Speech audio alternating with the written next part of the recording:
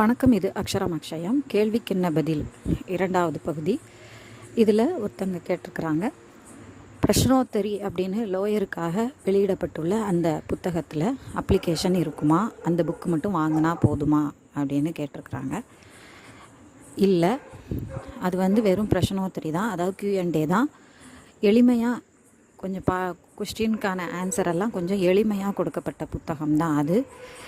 எல்லா ஆகஸ்ட் பிப்ரவரி அப்படின்னு தனியாக பிரிக்காமல் எல்லா இதுக்கும் பொதுவாக எல்லா பாடத்துக்கும் உள்ள புக் பேக்கையே கொஞ்சம் சுருக்கமாக இருக்கும் அப்படின்னு சொல்லியிருக்கிறாங்க. நம்ம வழக்கம் போல் எப்போவும் வாங்குகிற மாதிரி லோயர் புக்கு, டெக்ஸ்ட் புக்கு வாங்கி அதில் உள்ள அப்ளிகேஷன் தான் அனுப்பணும். அது கண்டிப்பாக வாங்கணும்.